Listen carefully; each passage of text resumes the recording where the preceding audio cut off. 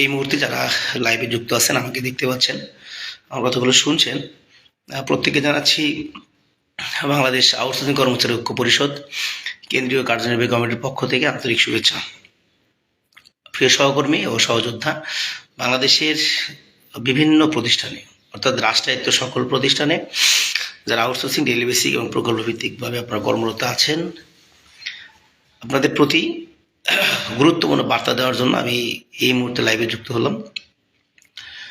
হঠাৎ করে লাইভে আসা, ঘোষণা না দিয়েই। শারীরিকভাবে প্রচণ্ড অসুস্থ, এরপরেও আমার মনে হলো যে এই বার্তাটি প্রত্যেকটা মানুষের কাছে পৌঁছানো উচিত, যেন তারা সচেতন হতে পারে। আপনারা দেখে থাকবেন, দীর্ঘদিন যাবৎ আমরা রাজপথে ছিলাম, রাজপথে আন্দোলন সংগ্রাম আমরা করেছি। আন্দোলন সংগ্রাম করতে গিয়ে আমরা জেল জুলুম সহ বিভিন্নভাবে আমরা অত্যাচার সহ্য করেছি। বিভিন্নভাবে আমাদের প্রিয় সহকর্মীরা, অসংখ্য ভাই বোনেরা আপনারা আহত হয়েছেন, নির্যাতন সহ্য করেছেন। তারপরেও আমরা ধারাবাহিকভাবে আমাদের যে প্রচেষ্টা, সেই প্রচেষ্টাটি আমরা চালিয়ে যাচ্ছি। আমাদের লক্ষ্য বাংলাদেশের সকল প্রতিষ্ঠানে যে সকল ভাই বোন আমরা আছি, তারা যেন ঠিকাদার মুক্ত হতে পারি, ঠিকাদার ব্যতীত যেন সরাসরি প্রতিষ্ঠানের মাধ্যমে আমরা নিয়োগ পেতে পারি। সেই লক্ষ্যে আমরা দীর্ঘদিন কাজ করে যাচ্ছি এবং আগামী দিনেও আমাদের সেই প্রচেষ্টা অব্যাহত থাকবে ইনশাআল্লাহ। তো এখন যে কারণে আসলে লাইভে আসা, আপনাদের প্রত্যেকেই বলবো, আমার এই কথাগুলো অত্যন্ত গুরুত্বপূর্ণ। যে কথাগুলো আমি বলবো, সঙ্গত কারণেই আপনাদের প্রতি আমার বিনীত অনুরোধ থাকবে যে এই লাইভটিকে আপনারা সবাই শেয়ার করে দিবেন। কারণ আমি এখন যে আলোচনাটি করব, এই আলোচনাটি অত্যন্ত গুরুত্বপূর্ণ এবং আপনাদের প্রত্যেকের কাছে এই মেসেজগুলো পৌঁছানো দরকার।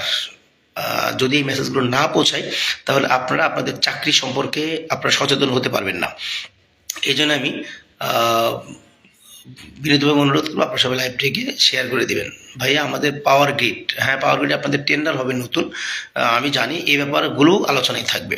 বিদ্রোহী মানব আপনার সচিব দুলা ভাইয়ের বলছে কারো চাকরি যাবে না, তাহলে আচ্ছা, ধন্যবাদ ভাই। আমি এই সংক্রান্ত বিষয়ে কথা বলবো। আসলে এইগুলো নিয়ে কথা বলার জন্য আমি লাইভে আসলাম হঠাৎ করে। তবে আপনাদের ভাষা অবশ্যই রুচিশীল এবং ভদ্রতা মার্জিত হওয়া উচিত। কারণ আপনারা ঘরে বসে আমাদেরকে উস্কানি দেন, আমরা জানি যে আপনারা ঠিকাদারের বিভিন্ন এজেন্ট হয়ে আমাদের আন্দোলন সংগ্রাম এবং আমাদের কাজকে নষ্ট করে দেওয়ার জন্য আপনারা বিভিন্নভাবে চেষ্টা করে থাকেন। তা আপনারা যেভাবেই বলেন না কেন, আমরা আমাদের লক্ষ্য থেকে কোনোভাবে বিচ্যুত হব না। আপনারা আপনাদের কাজ করবেন, ঠিকাদারের পক্ষ হয়ে আমরা আমাদের প্রচেষ্টা চালাবো এবং আমরা প্রত্যাশা করি যে আপনাদের কথাগুলো মানুষ আমলে নেবে না এবং আমরা যে কাজগুলো করছি সেই কাজগুলো, আমাদের কথাগুলো বিশ্বাস করে মানুষ অবশ্যই আমাদের পাশে থাকবে। তো আমি আসলে যে কারণে এই মুহূর্তে লাইভে আসলাম, আমি মূল সেই বিষয় নিয়ে আসলে আলোচনা শুরু করতে চাই।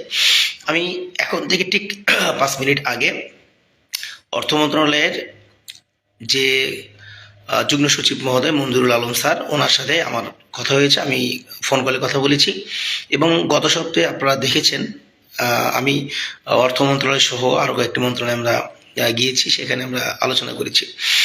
এবং গত 20 তারিখে, অর্থাৎ আমাদের নভেম্বর মাসের 20 তারিখে যে চিঠিটি আমাদেরকে আসলে দেওয়া হয়েছিল, যে চিঠির কারণে আমরা মনে করেছিলাম যে বাংলাদেশে আর কোনো প্রতিষ্ঠানে আমরা যে সকল সহকর্মী সহযোদ্ধা যারা আছে তাদের চাকরি আসলে যাবে না, সে সংক্রান্ত বিষয় নিয়ে আমরা দীর্ঘদিন বিভিন্ন প্রতিষ্ঠানে আমরা গিয়েছি।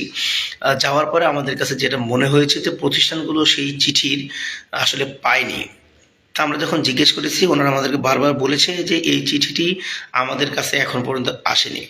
আমরা সেখান থেকে চেষ্টা করেছি মন্ত্রণালয়ের সাথে যোগাযোগ করার জন্য এবং চেষ্টা করেছি সেই চিঠিটা যেন জায়গার মধ্যে পৌঁছায়। কিন্তু অত্যন্ত দুঃখজনকভাবে হলো সত্য যে সেই চিঠিটি প্রতিষ্ঠানের একদম তৃণমূল পর্যায়ে, অর্থাৎ উপজেলা স্বাস্থ্য কমপ্লেক্স পর্যন্ত অথবা উপজেলা পর্যায়ে যে প্রতিষ্ঠানগুলো থাকে, রাষ্ট্রায়ত্ত প্রতিষ্ঠান, সেই সকল প্রতিষ্ঠানে প্রত্যেকটা মন্ত্রণালয় হয়ে মেনশন করে সেই সকল প্রতিষ্ঠানে চিঠিগুলো পৌঁছানো হয় নাই।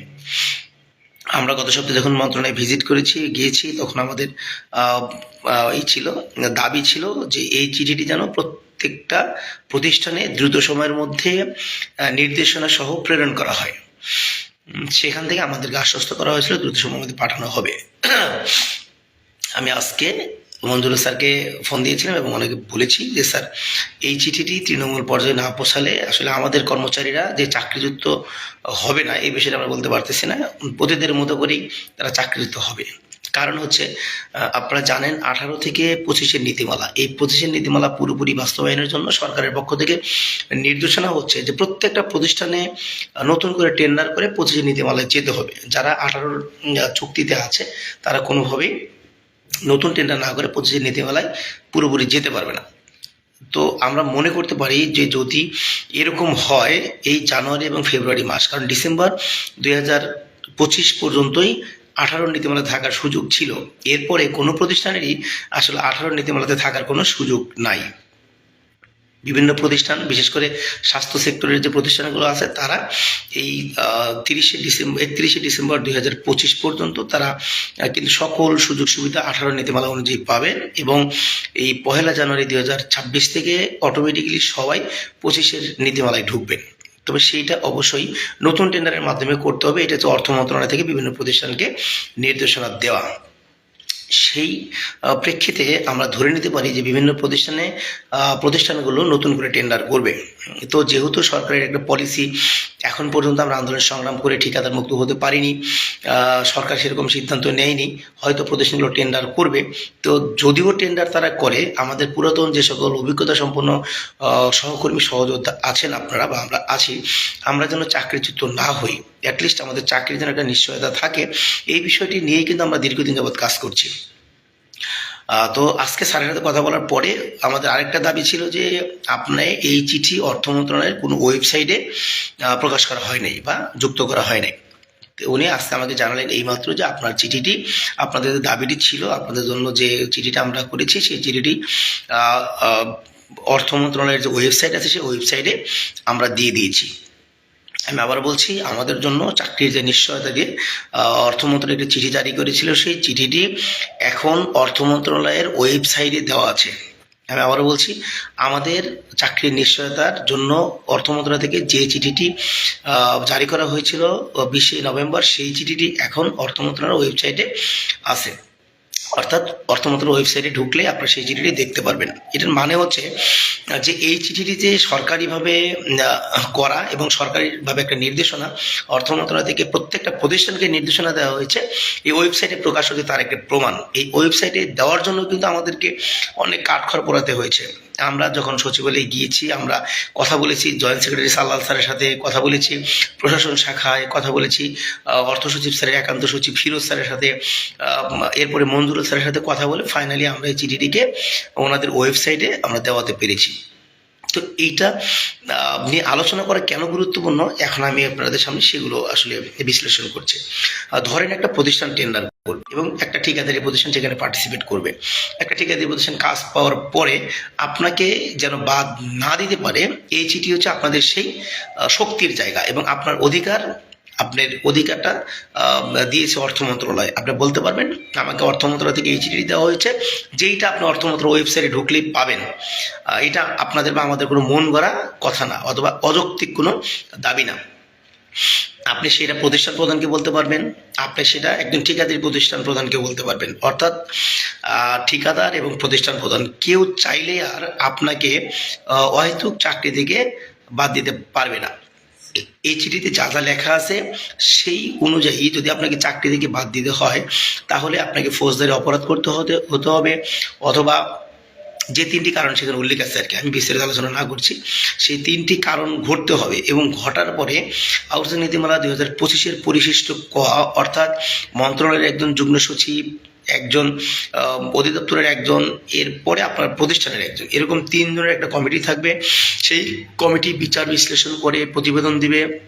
প্রতিবেদনে যদি আপনার দোষী সাব্যস্ত হন, তাহলে কেবল আপনাকে চাকরিচ্যুত করতে পারবে। এর বাইরে গিয়ে আপনাকে আমাকে আর কেউ কোনোভাবে চাকরিচ্যুত করতে পারবে না।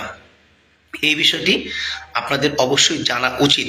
এবং আপনাদেরকে আবারও বলছি, আপনাদের সেই অধিকারের চিঠি ইতিমধ্যেই অর্থ মন্ত্রণালয়ের ওয়েবসাইটে যুক্ত করা আছে। আপনারা এই বিষয়ে যখনই কথা বলবেন তখনই তাদেরকে বলবেন যে অর্থ মন্ত্রণালয়ের ওয়েবসাইটে চিঠিটি দেওয়া আছে। যদি বলে যে আমরা চিঠিটি পাইনি, তাহলে বলবেন যে অর্থ মন্ত্রণালয়ের ওয়েবসাইটে প্রকাশ করা হয়েছে, সেটা আপনার কাছে আসতে হবে। এইটার কোনো ম্যান্ডেটরি নাই, যেহেতু এটা সরকারি চিঠি অর্থ মন্ত্রণালয়ের ওয়েবসাইটে দেওয়া আছে, তার মানে হচ্ছে এটা সকলের জন্য মানা হচ্ছে বাধ্যতামূলক। কেউ যদি সেই চিঠিকে আমলে না নিয়ে আপনাকে অহেতুক চাকরিচ্যুত করে, তাহলে আপনারা অবশ্যই দ্রুত সময়ের মধ্যে আমাদের সাথে যোগাযোগ করবেন। আমি আবারও বলছি, আমাদের সাথে যোগাযোগ করবেন। আমাদের কেন্দ্রীয় কার্যালয় বিজয় সরণি র্যাঙ্কস ভবনের মোড়, কলিমিলত মার্কেটের 2য় তলায় আমরা বসি, আমাদের অফিস। সেখানে আমাদের অনেক নেতাকর্মী, আমরা প্রতিদিন অফিস করি। আপনারা আমাদের সাথে যোগাযোগ রাখবেন। তবে অনুরোধ করব যে আমাকে আপনারা অহেতুক অনেকে ফোন দেন, এই অহেতুক ফোন কল থেকে আপনারা একটু বিরত থাকবেন। কারণ দিন শেষে আমি একজন মানুষ, আমারও পরিবার আছে, আমারও চাকরি আছে, পাশাপাশি আরও অনেক ব্যস্ততা আছে। তো এই জন্য আমি বলবো যে হয়তো ফোন কল না করে খুব বেশি প্রয়োজন হলে হোয়াটসঅ্যাপে মেসেজ করে রাখবেন। এবং আমাদের কেন্দ্রীয় কার্যালয় সবসময় খোলা থাকে, আপনারা আসবেন কেন্দ্রীয় কার্যালয়ে। পাশাপাশি আরও কিছু বিষয় আপনাদেরকে বলি। অনেক প্রতিষ্ঠানে ঠিকাদারি প্রতিষ্ঠান কাজ পাওয়ার পরে আপনাদের একজনের যে পদে কাজ করেন সেই পদকে পরিবর্তন করে আরেকটি পদে দিয়ে আপনাকে মানসিক একটা প্রেশারের মধ্যে রাখে যেন আপনি চাকরি থেকে স্বচ্ছায় চলে যান।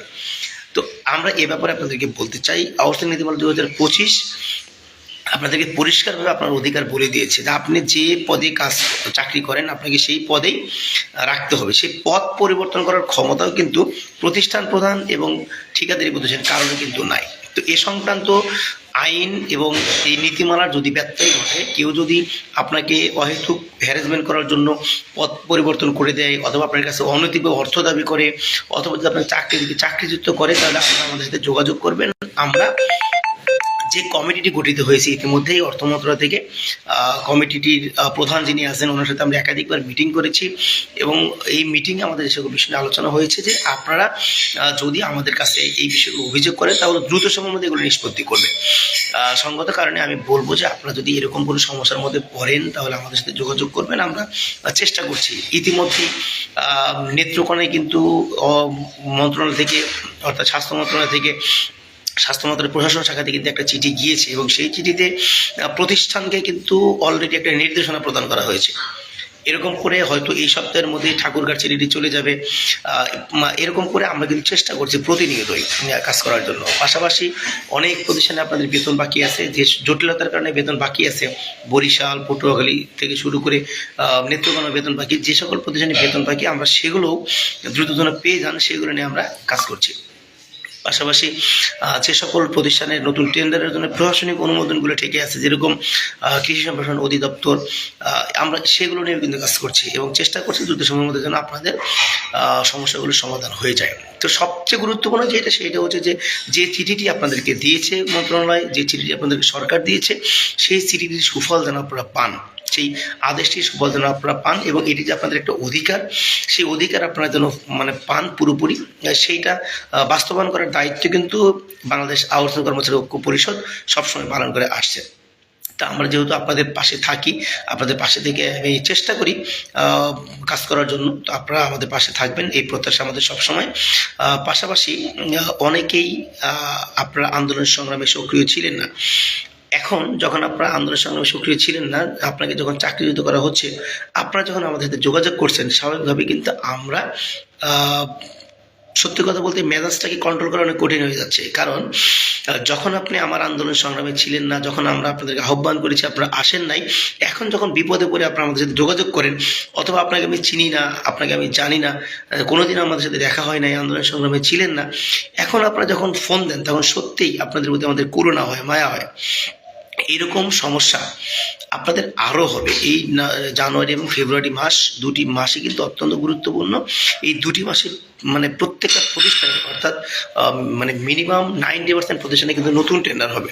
তো নতুন টেন্ডারে যখন হবে তখন কিন্তু চাকরিচ্যুতর সংখ্যা, ঠিকাদারি প্রতিষ্ঠানের অনৈতিক কর্মকাণ্ড, বিভিন্ন প্রতিষ্ঠান প্রধানদের অনৈতিক কর্মকাণ্ড এবং এই অনৈতিক কর্মকাণ্ডের মাধ্যমে আমাদের সাধারণ কর্মচারীদেরকে চাকরিচ্যুত যে বিষয়গুলো, এগুলো প্রতিনিয়ত কিন্তু ঘটতে থাকবে। তো এই মুহূর্তে আমাদের কাজ কিন্তু আরও বেড়ে গেল, দায়িত্ব বেড়ে গেল। তা আমরা এগুলোকে মাথায় রেখে ইতিমধ্যেই আমরা একাধিক মিটিং করেছি, বিভিন্ন সময় আমরা বসছি, ফিজিক্যালি আমরা ভার্চুয়াল মিটিং করছি, বিভিন্ন সিনিয়র শ্রমিক নেতাদের সাথে আলোচনা করছি, আমাদের সাথে আলোচনা করছি। আলোচনা করে এই সংক্রান্ত সমস্যা কিভাবে সমাধান করা সম্ভব বা এই মুহূর্তে আমাদের কি করণীয়, সে সংক্রান্ত বিষয় নিয়ে কিন্তু আমাদের প্রতিনিয়ত আলোচনা চলছে। তো এই সংক্রান্ত বিষয়ে আমরা যে সকল উদ্যোগী নিই না কেন, সেই সকল সমস্যার সমাধান করার জন্য আপনাদের সার্বিক সহযোগিতা কিন্তু আমাদের সবসময় প্রয়োজন। আপনারা যদি আমাদের সার্বিক সহযোগিতা করেন, আমাদের প্রত্যেকটি উদ্যোগকে বাস্তবায়ন করার জন্য সহযোগিতা করেন, তাহলে কিন্তু দিন শেষে লাভবান আপনারাই হবেন। আপনারা দেখেন অনেক সংগঠন আজকে যারা মনে করেছিলেন যে আপনারা দ্বিধা বিভক্ত হয়েছে, আসলে এই জন্য আপনারা আন্দোলন সংগ্রামে ছিলেন না, এখন দেখেন দিন শেষে মাঠে আসলে কারা আছে, কারা কাজ করছে আপনাদের জন্য, কারা দিন শেষে আপনাদের জন্য একটু ভাবছে, এই বিষয়গুলো একটু চিন্তা ভাবনা করে আপনারা সিদ্ধান্ত নেবেন। অহেতুক কথায় কান না দিয়ে যেটাকে যুক্তিসঙ্গত মনে করবেন। আপনি মনে করবেন যে যারা ন্যায়সঙ্গতভাবে কথা বলতে পারে, যারা ন্যায়সঙ্গত অধিকার বাস্তবায়নের জন্য সঠিক পথে আছে, যারা বা যাদেরকে আপনারা বিশ্বাস করেন এবং আপনারা মনে করেন যে এই মানুষগুলো আপনাদের জন্য কোনো কিছু করার সক্ষমতা রাখে, আপনারা তাদের পাশে থাকেন। তবে আপনাদের প্রতি বিনয়ের অনুরোধ করব, এই জানুয়ারি এবং ফেব্রুয়ারি মাস অত্যন্ত গুরুত্বপূর্ণ আপনাদের চাকরি বাঁচানোর স্বার্থে। আমি সেগুলো বিষয়ে আলোচনা করেছি এবং আমরা আমাদের সংগঠনের পক্ষ থেকে কিছু উদ্যোগ গ্রহণ করব। সেই উদ্যোগগুলোকে বাস্তবায়ন করার জন্য আপনারা আমাদের পাশে থাকবেন বলে আমরা বিশ্বাস করি এবং প্রত্যাশা করি। তো এতটুকু মেসেজ দেওয়ার ছিল। পরবর্তীতে আরও কোনো গুরুত্বপূর্ণ বিষয় নিয়ে ইনশাল্লাহ লাইভ করব। আপনারা ভালো থাকবেন, আমার জন্য দোয়া করবেন। আমি যেন বিগত দিনে আপনাদের পাশে যেভাবে থেকেছি, আগামী দিনেও যেন পাশে আপনাদের থাকতে পারি। দেখেন ফোন কল। তো আপনারা সকল ভালো থাকবেন, আমার জন্য দোয়া করবেন। দুনিয়ার মজদুর এক হও। আসসালামু আলাইকুম রহমতুল্লাহ।